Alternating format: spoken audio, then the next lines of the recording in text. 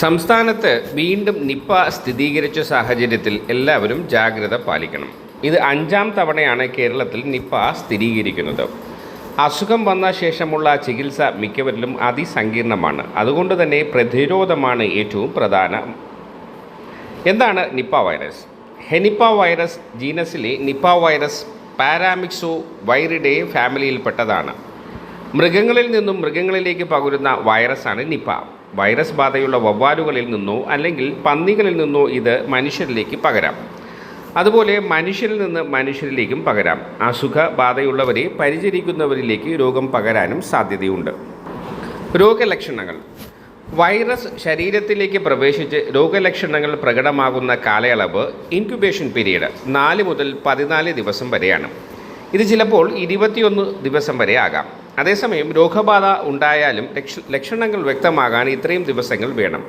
പനിയും തലവേദനയും തലകറക്കവും ബോധക്ഷയവുമൊക്കെയാണ് ലക്ഷണങ്ങൾ. ചുമ, വയറുവേദന, മനം പുരട്ടൽ, ഛർദി, ക്ഷീണം, കാഴ്ച മങ്ങുക തുടങ്ങിയ ലക്ഷണങ്ങളും അപൂർവമായി പ്രകടിപ്പിക്കാം. തലച്ചോറിനെ ബാധിക്കുന്ന എൻസെഫലൈറ്റിസ് ഉണ്ടാവാനും വലിയ സാധ്യതയാണ് ഉള്ളത്. വൈറസ് ശ്വാസകോശത്തെയും ബാധിക്കാൻ സാധ്യതയുണ്ട്. രോഗം സംശയിക്കുന്നുണ്ടെങ്കിൽ ആളുടെ തൊണ്ടയിൽ നിന്നും മൂക്കിൽ നിന്നുമുള്ള സ്രവം, രക്തം, മൂത്രം, തലച്ചോറിലെ സെറിബ്രോസ്പൈനൽ ഫ്ലൂയിഡ് എന്നിവയിൽ നിന്നും എടുക്കുന്ന സാമ്പിളുകളുടെ RT-PCR പരിശോധന വഴിയാണ് രോഗം സ്ഥിരീകരിക്കുന്നത്. മുൻകരുതലുകൾ.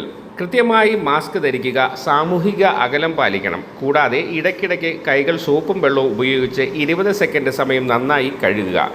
സാനിറ്റൈസർ ഉപയോഗിച്ച് കൈ വൃത്തിയാക്കണം. രോഗിയുമായി ചുരുങ്ങിയത് 1 മീറ്റർ എങ്കിലും ദൂരം പാലിക്കുകയും രോഗി കിടക്കുന്ന സ്ഥലത്തു നിന്നും അകലം പാലിക്കുകയും ചെയ്യുക. നിപ്പ സ്ഥിരീകരിച്ച രോഗിയുടെ വ്യക്തിപരമായ ആവശ്യങ്ങൾക്കുള്ള സാമഗ്രികൾ പ്രത്യേകം സൂക്ഷിക്കുകയും ഉപയോഗിക്കുകയും ചെയ്യുക. ഇവയൊക്കെയാണ് നിപ്പ പ്രതിരോധത്തിന് വേണ്ടി സ്വീകരിക്കേണ്ട മുൻകരുതലുകൾ. താഴെ വീണ് കിടക്കുന്ന അടയ്ക്ക, പുളി, കശുവണ്ടി തുടങ്ങിയവ ശേഖരിക്കുമ്പോൾ കൈയുറ ധരിക്കുക. അതിനുശേഷം കൈകാലുകൾ സോപ്പ് ഉപയോഗിച്ച് കഴുകുക.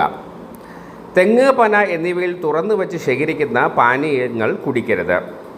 പക്ഷിമൃഗാദികളുടെ ശരീരസ്രവങ്ങൾ, വിസർജ്യം എന്നിവ കലരാത്ത രീതിയിൽ ഭക്ഷണ പദാർത്ഥങ്ങളും കുടിവെള്ളവും നന്നായി അടച്ച് സൂക്ഷിക്കുക.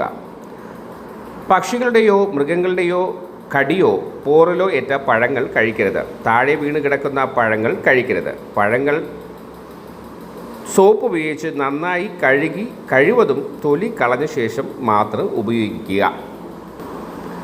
സൂക്ഷിച്ചാൽ ദുഃഖിക്കേണ്ട എന്നാണ് ചൊല്ല്. ഏവരും ജാഗരൂകരായിരിക്കുക. മറ്റൊരു വാർത്തയുമായി വീണ്ടും കാണാം. അതുവരെ നന്ദി, നമസ്കാരം.